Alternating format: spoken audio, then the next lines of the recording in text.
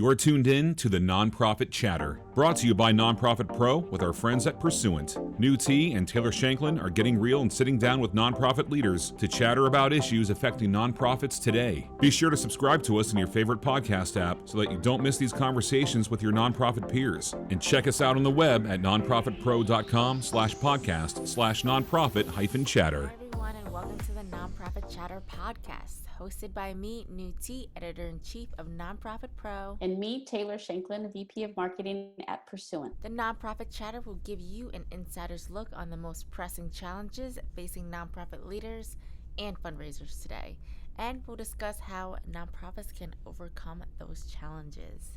In each episode, we'll engage in invigorating conversation with industry leaders and find out what tools and tactics nonprofits need in their repertoire to make their vision become a reality. So this is exciting. In episode number 11 here today at the Nonprofit Chatter, we are going to discuss mass market fundraising. In this episode, we'll be joined by Mikhaela Reid, Marketing Director at Doctors Without Borders, and Jennifer Bielat, Executive Vice President of Client Strategy at Pursuant. Hi, Mikhaela and Jennifer. I'm so excited to have you both on today. Thank you so much for joining us on the Nonprofit Chatter. I'm looking forward to chatting about mass market fundraising. How are you guys doing today? Doing good. Thanks for inviting me. Thank you for inviting me too. Awesome. That's so great to hear. But before we get started, Mikhaela, can you tell us more about Doctors Without Borders? So I'm Mikhaela Reid. I'm the Marketing Director at Doctors Without Borders USA. So I lead the team responsible for mass market fundraising and direct response under 5,000 a year cumulative.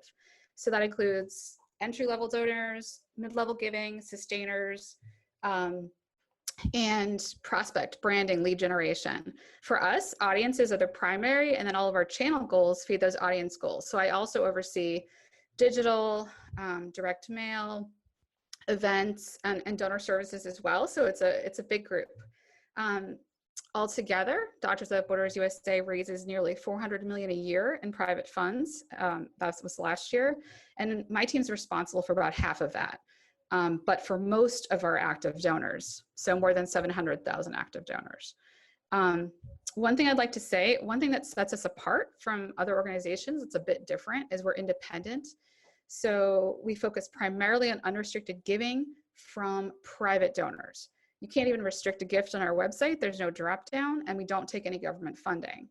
So that's part of how we do our work, but also part of how we raise our money, which means that there's an even greater pressure to raise the funds, but that there's no strings attached on them. So we like to say that, we can use the money where the needs are greatest because it's not earmarked, and lets us bring care to those in need. So one thing that I think is true of other INGOs too is that we used to, just kind of a general trend, we used to see big growth in high profile emergencies like the Haiti earthquake in 2010, Ebola emergency in West Africa in 2014, 2015, Syria, Yemen. We still work in massive emergencies. We're still in Yemen. We're involved in fighting outbreaks in Democratic Republic of Congo of both measles and Ebola, but they're not in the headlines. So I think it'll be interesting in this conversation to talk about how we grow in non-emergency years through how we invest our funds, time, and energy. Awesome. So it sounds like you guys have a lot of experience in this area. So to kick things off, Mikhaela, can you talk about some big trends you're seeing this year in mass market fundraising? Sure. So again, it goes back to we need to grow without an emergency, without media coverage. So that's about investing funds, time, and energy as smartly as possible to go for sustainable long-term fundraising. And so one thing I hear a lot from peers is where many of us are doing increased focus on sustainer growth, not just growing sustainer programs incrementally, but growing recurring giving in an accelerated way. We all have PTSD from December. And one thing that really hit home to us in December is how vulnerable we are to the whims of the market and to whether donors feel they can give or not give at any given time. Because when you're a one-time donor, you have to make an active choice to give. Whereas if you're a committed sustainer, if you're a committed recurring donor, you would have to actively choose not to give. It's the other way around. Those donors stick with us. So for us, we're really investing in sustainer growth, and I hear the same from a lot of peers. we still have to meet one-time targets, but we want to grow sustainers as a percentage of our file, right? So one thing I like to think of with one-time donors, it's almost like you're living towards an uncertain paycheck, like you're a freelancer, you're not sure where your next gig is going to come from. But when you have sustainers, you're on salary. You know how many of them will retain, you know what to do to keep them, and they'll keep giving to you over and over again. You have a salary, you can predict. You have an umbrella for those rainy days if December is really hard. So that's one thing. And that relates again to one of the other trends is, we're not the only nonprofit who's dealing with decreased media attention and, really having trouble being heard above the noise. So that just goes into like, people need to be, fundraising has to be even more active, even more strategic. It's, we have to fight harder for every dollar. Sometimes we feel like we're paddling harder, but we're staying in place. So, everyone I talk to, it seems to be migrating to new CRM and marketing cloud tech, but yet also struggling to realize the full promise of that technology. We hear so much about what it could do for us, but often the pain of those technology transformations and the challenges they require, like how do you actually realize the potential of these new systems? Because if you don't have great processes and strategies and plans and resources and capabilities going in to actually use it properly and train on it properly, you're just going to get garbage in, garbage out. Hiring is something I hear from a lot of other peers that, some of us are trying to scale. We're trying to increase the size of our fundraising teams, our digital teams, but unemployment on the good side is relatively low and people are struggling to recruit and build teams. It's taking longer to hire. We're finding that, we're trying to fill positions in digital, operations, mid-level, canvassing, telemarketing. We're getting great hires, but the timeline is much longer. So trying to plan for the resources you need to meet your goals, you have to plan so far in advance, right? If you're going to scale. And of course, as usual, mail is not dead. It's far from it. But another question that this is not new is discussing how we mix the investments. I heard a lot of peer organizations have pulled back a lot on mail, like they've had to move money out of mail to put into digital. For us, we've actually just either kept mail flat or kept increasing it because it's our cash cow. It's where the largest chunk of our money comes from. But I've been thinking a lot, like if we were to start from a zero-based budget, how do we actually know what the best mix of investments is as opposed to just tweaking what we've done each year? So those are just some of the things that I find myself talking about a lot with peers. Jennifer, I don't know, what you're hearing. Yeah, so you're right. Attribution is one of those things that's elusive for most organizations, and it's becoming increasingly more difficult as there's more and more channels in which you can, fundraise and market your brand. And so I think, it's difficult to then know exactly where to put those investment dollars. And oftentimes you see organizations maybe with the lack of information around attribution, actually advancing strategies that are not in the best interest of their organization. So I think that's a real challenge that's absolutely out there. And Jennifer, if I could just jump off of that for a second. Yeah, I completely agree. I think sometimes organizations will start on a strategy that looks good for the first couple of years, but then a few years later, they find their file has eroded and they're not acquiring enough donors with long-term value. But also, yeah, so it's really hard. Yeah, I think the industry for a great many years has been too focused on the short term and not enough attention to sort of the long term or the long ball game, if you will. And unfortunately, that's coming back to roost. So donor files are continuing to shrink. That's a trend that we're seeing, most certainly in the mass market fundraising area.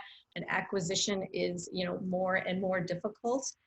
And so, some of the areas that I think are starting to get long overdue attention is in the area of retention and that concept of donor loyalty.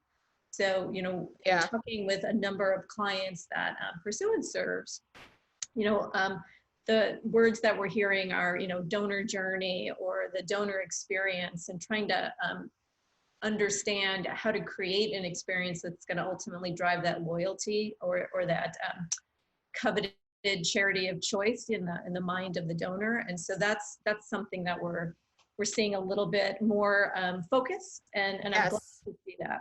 And we're totally, we're a great I think we're a good example of that. We've spent a lot of time looking at donor journeys and the donor experience especially for our most valuable audiences, our mid-level donors and our sustainers. You know, we've done interviews and focus groups and surveys with them to try to get a sense of what really resonates with them. How do we actually develop a long-term relationship with them instead of viewing them as ATM machines? Like what inspires them to stay committed to us and to come back and, you know, year after year, and maybe to upgrade it and increase their giving and put us in their wills, et cetera. So, and we're starting to build out, like, both in terms of donor journeys of what they're experiencing now, but we're also trying to build, like, what are those better donor journeys? Like, what would that look like, especially when you start to use technology like Marketing Cloud? But it's all a work in progress, and it's so hard sometimes to find time to step back and map a donor journey when you're trying to meet your monthly revenue targets. Yeah, I agree with you. And I think when it comes to mapping a donor journey, that can't be done in silos. So, you know, irregardless of sort of the area that you oversee, you know, we can't control where donors move across an organization. And so that oftentimes requires collaboration across department lines. And sometimes that can make it very, very difficult to develop and then sustain a journey for donors. Yeah, and the hard part, I think, is, like, you know, everyone has been talking about busting silos for decades.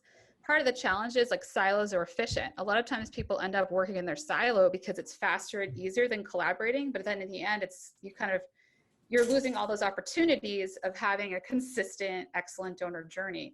But you can get this thing through faster without needing sign off from X, Y, and Z. And there's also, like, collaboration has to be strategic. If everyone spends all their time in collaboration meetings, then you don't execute. But if you don't have those key points of collaboration and alignment, if you're talking to donors differently in email than you are in the mail, and, you know, like, you have to find that, like, collaboration, that strategic collaboration that will really help, as opposed to just sitting in all of each other's meetings all the time. Yeah, another trend that I want to bring forward is what we're seeing sort of in the online space or the digital realm. And this sort of caught my interest when some of the traditional benchmarking reports have started to come out. And, you know, we're starting to see some fatigue in email marketing. Yes. And that, you know, it's not too surprising, right? I think we all personally experienced the overload in our email boxes, and it's not unlike what it used to be like in the physical mailbox. But I think the good news or headlines there are that there are other things that are taking its place. So in the case that Mikhaela mentioned right out of the gate, sustained giving, right? So we're seeing increases there. Also, some organizations are finding success with Facebook fundraising. So there's, you know, obviously some emerging things within the digital realm, but I do think because email marketing tends to be the workhorse in the digital space, it is something that we need to pay attention to. Yeah, so I'm curious, what do you see as the future of email, Jennifer? We've talked a lot about this too. Like, has email hit its ceiling, and is it now going to start, you know, what more is there to be done? Like, you can't wring more money out of the same audiences typically with email. So, but there's only so much you can grow your email audience, and the response rates aren't anything like direct mail response rates. So what do you see as the future role of email?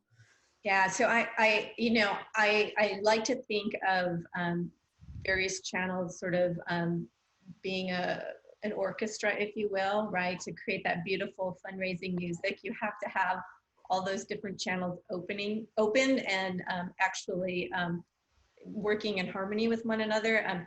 You know, we see oftentimes that, you know, a direct mail piece will actually drive a donation online. I think likewise, Yes. Something in email can reinforce either something that's come in the mailbox, or frankly, somebody might just see the email and they write you a check. So, you know, I don't think, just like people said, direct mail is going to die, email's still going to be, I think, a part of the mix. But I think there will be something else that comes along that maybe, you know, diverts some giving into that respective area. But I do think email continues to play an important role in brand building and fundraising, and will for some time. Yeah, no, and I agree, but I think the challenge is just it's not the last click moneymaker. So, for us, for example, we noticed that it's great. Obviously, it's a great tool for engagement. We do raise funds from it, especially at year end. And we use it for quizzes and for surveys and for just lots and lots of cultivation and letting people know what's happening on the ground. We find that some of our highest value donors, like our mid-level donors, for example, they open almost every email they receive. But they don't give through those emails, but we get checks from them that come separately, or they're giving through a donor advised fund, or they, are just sending in an old reply envelope they had, or they're just later they're going on and making their gift just on the website. Yeah, I think you mentioned it. I think we have to expand our minds to think about email just not for solicitation, but also for engagement activities, or a vehicle to actually do some active listening to our donors, to learn more about them and what they're interested in. And so, if you think about it in that perspective, it continues to add value, right, in driving greater donor engagement and experience, and frankly, long-term support if you're doing it the right way. Yeah, you mentioned Facebook fundraising. So this is one where I feel like it's both an opportunity, but also a threat, because again, like our focus is long-term relationships with our donors, like building commitment and loyalty, not just getting a one-time donation. But with Facebook, I mean, everyone seems to be struggling with like, okay, we're getting more revenue there, but we can't talk to them. We have donors calling saying, hey, I gave you my gift, but it was through Facebook, so we didn't get an acknowledgement. Like, so it's, what do you do when your donors like start to disappear from your site, but they're giving you money and you can't talk to them? I know. I think you have to enter that with eyes wide open, right? Know what the limitations are.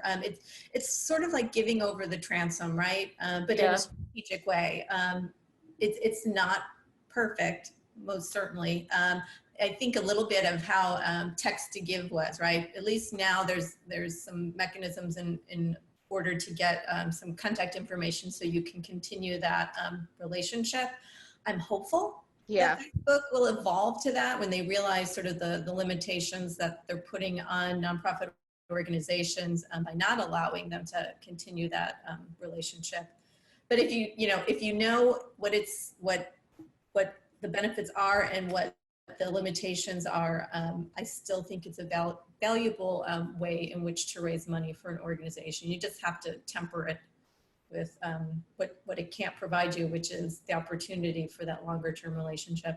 Yeah, I mean, and we can't ignore it because I think I heard that Facebook fundraisers actually brought in more money than organizations did directly on Giving Tuesday. So it's not something to be ignored. We do get revenue from it. We do try to do things like thanking the donors who are hosting Facebook fundraisers for us. Just going on and commenting and thanking them for their fundraisers. But yeah, I mean, and there's other channels. There's this whole question of like disappearing donors also relates to, increased concerns about privacy and people who don't want, who turn off cookies, and there's ad blockers, and then, GDPR and similar legislation. So, so much of marketing's so much of like the future looking stuff in marketing has been about getting to know more about people so you can serve them like just the right message at just the right time that resonates with them. But then some people are like saying like, no, I'm putting on my invisibility cloak and I don't want you to know who I am. So I can't, you can't address them in that personalized way. I love everything that's being said right now. And I think the overarching theme that keeps coming up is, talking about that donor journey and having a strategy in place to make sure your donors are having a great experience. And you both touched on this throughout the conversation so far, but right now we live in a Amazon world, and expectations for donor experience is higher than ever. Can you share some best practices for managing communications to the masses, and how can we authentically reach these audiences and maintain relationships with them? I think that's the struggle right now. Yeah, so I can start. This is Jennifer. So, I think the key to that is frankly following a little bit of what Amazon has set as sort of the precedence. It's that ability to understand what your donor preferences are and then applying those to strategy. Organizations that are going to thrive will be able to apply that into their programs. I think the thing that makes it tricky is there's just so much data available, right? Not just within the organizations themselves, but then you have third-party data that you can bring to enhance your understanding of your donor. And it can be really overwhelming for marketers and almost creating a sense of paralysis. And so I think as it relates to, how can you kind of cut through that? You have to look at things like analytics, right? And innovations around data and providing insights that are going to allow you to kind of move towards more enhanced listening capabilities within your organization, and finding ways to do that so that the insights that you glean from that can be another data point in which you can drive the strategy and the experience. I think the more that we can push towards understanding those motivations and those behaviors, the better we are going to be able to create relevancy around our brand, as well as those highly personalized messages that seem to resonate with donors. So, it's not easy work, most certainly, and I think many organizations struggle with that. But I think it's time that we start to put some emphasis around that and just start jumping in and trying to apply some of what we're hearing across the organization, not just within the marketing and direct marketing areas, but taking stock in customer service. When people call into our organizations in the areas of like donor relations, that's a point of which we should be capturing data that can then be applied. So there's lots of different entry points to be able to listen to our constituents. We just have to make sure we get the processes and the business rules in place to be able to do that, and then apply that in strategy. Yeah, I mean, it's interesting. That's one of the reasons that donor services sits in the mass market fundraising team, even though they serve all of the donors for the organization, because we want someone who's listening and talking to donors every day to be at the table when we're planning our marketing. Someone who actually hears what they have to say when we send that particular email. And, donors want to be, they're wondering, like, do you see me? Do you hear me? Did you notice that I told you that my address had changed, or my email is updated, or I'd like this kind of thing, or this is what I responded to? And there is an expectation now that brands have personalities and you have a relationship with them. You can message them on Messenger, and you're getting what you want to hear from them. And they, people aren't donate. I think I remember, like, certain older generations might have donated to like a list of like, a very long list of charities, like 10 or 12, but maybe they gave them a small amount. But younger people and boomers are giving to like a smaller group of like priority charities they feel like they have a relationship with, they trust them. And you have to build trust by showing that you understand, and that you are sharing back with them. You're not just talking at them. I feel like for years, and still in many pieces, we can find ourselves like pushing messages out at people and not having a conversation with them, not saying, thank you so much for what you just did. Here was the impact. Like, with your help, we did X, Y, and Z. You just gave to this campaign, and here's what's going on. So, but the complexity of it, and you mentioned like the challenge of it, like tying all together, the word is definitely overwhelmed. Because when we like start to get on a whiteboard and map out all the different touch points and plans we have for all of marketing for a given quarter, it just starts to look like a bunch of spaghetti. And how do you, organize the strands? And, there's like, you can get so complex now with how individual and variable a journey is, but you also still have to prioritize your time and money. Like, you don't want to get stuck on like an audience of 10 people who like to be talked to in a certain way. So there's like, you have to be personalized but automated at the same time. And you have to be able to focus despite the massive possibilities and options and ideas and things you could do. Like, you have to feed your core and you have to innovate. It's like a constant dilemma. You know, I'll add in something. I think that that's a really good point. It is a constant dilemma. And what you said, Mikhaela, it's like you can go in, you can get on a whiteboard, and then there's like the spaghetti, and then that quickly can become overwhelming, and you're sometimes back at square one. I think that that's where it's important to take a step back. And, you know, to Jennifer's point about data and analytics, it's like, take a look into what's actually working, what the data tells you is working and what's not, so that then you can look and like truly prioritize, okay, we've got the spaghetti on the wall. Now what's actually the most important area to focus on, and then start there, and then start chipping away at the rest of the spaghetti. Yeah, we talk about like, we talk a lot about like, what is our biggest rock, or what's the most important, like, what do we do first, which is just that classic first things first, because, but that also goes for reporting, because you can find yourselves like you're drowning in data, but you can also be drowning in reports. You might have generated this, you might have started using one type of report at one time. And so you can wind up with like folders, and, you know, we have certain reports in Power BI, and then we have certain reports here and there. And like, there's reports in Google Analytics, and there's reports. And so one thing we're trying to do now too is just get much, like, different people need different levels of detail to do their work, but what are the metrics that matter the most, that we want everyone to be looking at, the top level things, and not just the lagging metrics. Like, by the time you've made the revenue, it's, you know, that's the lagging metric, but what's happening beforehand, that all those things you need to be getting into place in terms of your retention and your long-term value and your, you know, your acquisition numbers, to be, and engagement and all of that, to be getting to that place where you finally, the money finally comes in. So we're really, we struggle back and forth with making our reports more complex and then trying to simplify and organize them, so we're not just spending all our time sifting through, you know, Excel and charts and graphs. Yeah, that can cause a lot of internal paralysis and inability to move forward. And I think you do have to hone in on a handful of things that you are going to measure, right, and report out on, and be able to rally around as an organization, whether that be new donors or an increased NPS score from you know, donors.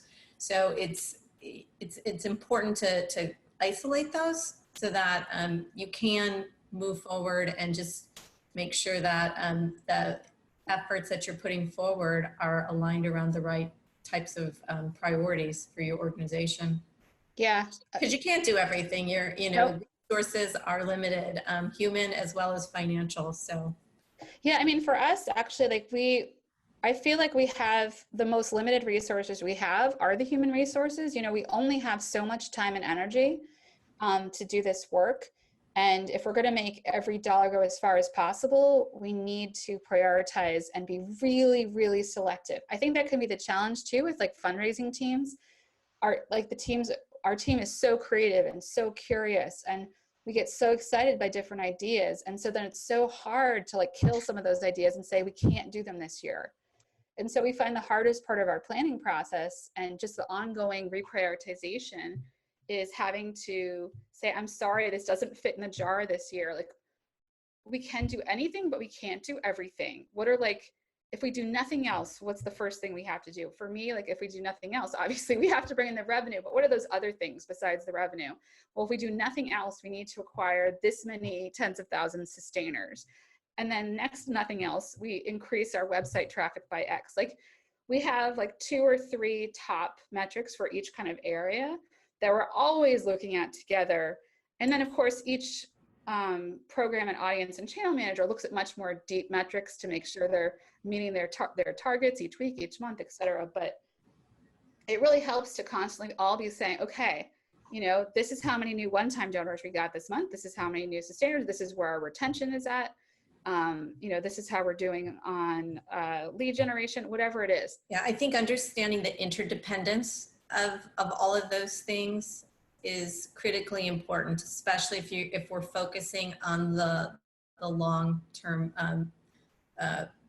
view of the organization, right? So, when you cut direct mail, what does that do to your planned giving? What does that do to giving online? So like understanding how everything works together and how each of the respective areas drives towards the ultimate goal, which would be, revenue towards mission, is important in making sure that your priorities are aligned and that you're placing the right short-term bets. Yeah, absolutely. Okay, so we covered a lot of information today, but I want to switch gears really quick. And, we've talked about this on our last episode about the younger generations. They are more focused on building authentic relationships. So can you share some insight about if you're having difficult reaching them through mass market fundraising? Yeah. So this is Mikhaela. Absolutely. So our typical direct mail and even email and web donors are certainly not what you would, they're not millennials or Gen Z. They're boomers, they're Gen X, they're matures, they're younger. Our younger donors online are probably more like 50s and 60s, but our average donors are in their 60s, and in direct mail we have a lot of donors in their 70s, 80s, 90s. So for us, the biggest source of reaching younger donors is not through mass marketing. They're almost like allergic to advertising now, right? Like they can smell it a mile away. It's through one-to-one conversations. Our face-to-face fundraising, which we've been really scaling a lot with the sustainer goal, brings in people that we don't see anywhere else. They're not overlapping with the people that we're already reaching through direct mail acquisition, through email, through web. Like they're 95% of them, I'd have to double check, we've never communicated with before. And we're bringing them in through personal one-to-one conversations. Our canvassers are really well trained. They spend time with our aid workers. They really know the stories, the material. They don't chase people down the street, but they try to have like real authentic conversations with them. And that's how we're bringing folks in. Now that version of younger, we're still not talking about people in their 20s necessarily. That's more people in their 30s and 40s and 50s, but that's still younger for us. And then on the really younger side, we do play the very long game, and we have a growing student chapter program that we have student chapters, I know, at over 100 universities where, they're not doing a lot of like big money fundraising, but they do a lot of volunteering for us. They help us out at events. And those are certainly our future donors. We hope they're telling their parents and their friends and their relatives about us. They, invite folks to come speak at their school, but that's a growing thing for us as well. Now that's the really long game. It's not generating big revenue right now, but we want to be, reaching those people in years to come. Yeah, Mikhaela's right. The word younger is sort of relative based on the organization and kind of what their mix of their donor file is. But, when you think about the youngest generation, the millennials that everyone seems to want to be tapping into because they are the largest generational cohort out there, you have to remember that they're digital natives, right? They don't know a world without the web or social media. And so, this will probably sound a little basic, but I think it's worth mentioning from a technology perspective. You have to make sure that your mobile experience is top notch.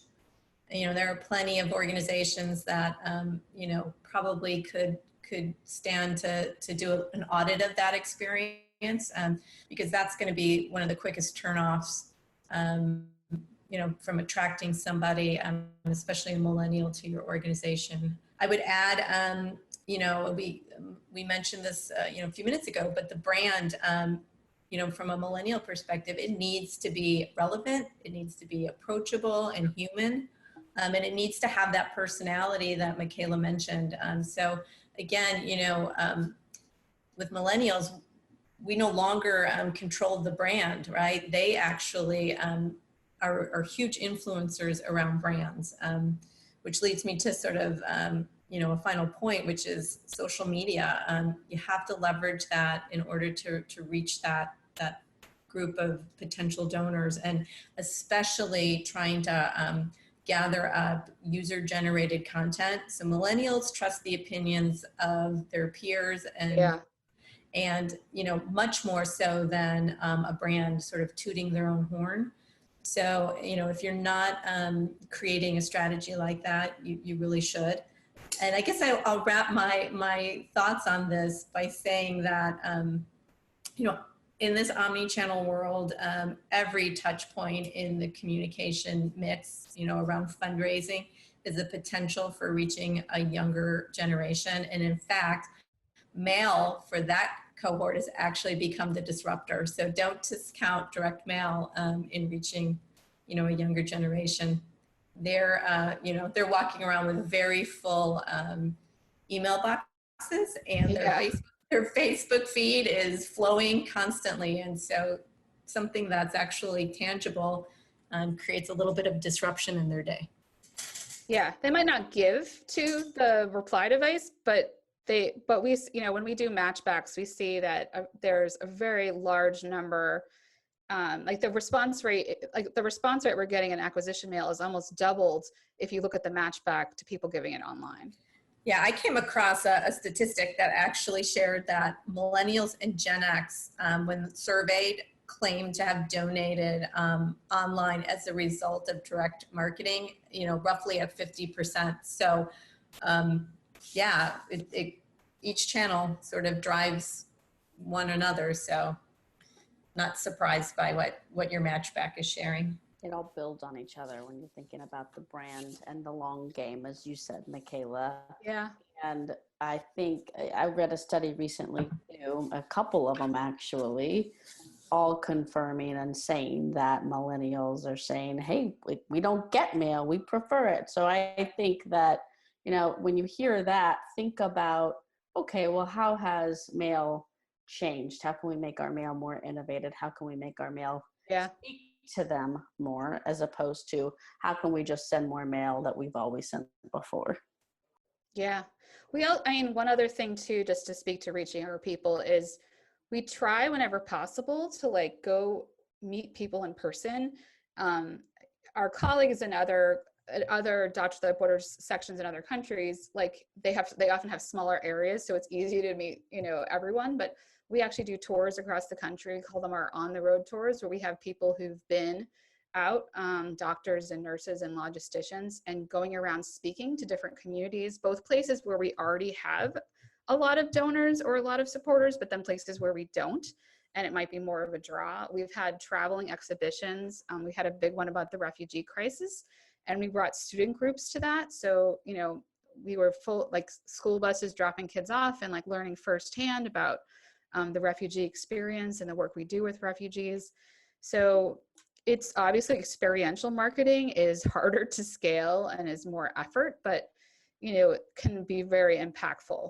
That's a good point. So thanks both of you for joining us. I want to just unpack and reiterate on a couple of interesting points I heard that each of you make throughout the podcast. So to bring it all together, there are a few things I wanted to highlight again for listeners. One thing was at the very the conversation, Mikhaela, you reminded us that sustained donors, those are the ones that actually have to make the effort to decide not to give, right? That's different than one-time donors. And so remember, if you're thinking about building out and putting more intention behind a giving program, that's a good idea, because those people have to decide to go change and make a change to not give any longer. And then Jennifer, you said something about, mapping a donor experience really can't happen in silos. And I know that we hear that a lot, and we know that we say that a lot, but it is true. And so thinking through the whole plan together across departments is just vital. A couple of other things you guys said is the Amazon experience is so important, but what's tricky is that there's so much data, it can be overwhelming, right? And so look for innovation around data and analytics, tools that you can use to better listen, to better understand. Mikhaela, to your point around that, donors really are saying, did you see me? Did you hear me? Did you know that I changed my address? And so listening tools and data tools are going to continue to become more and more important, so that we can understand all of that data and then actually do something with it and apply it. And then lastly, to wrap it up, kind of the last part of this conversation, focus on face-to-face fundraising. And I like that you called that out, Mikhaela, and the long game with younger generations, I think is good.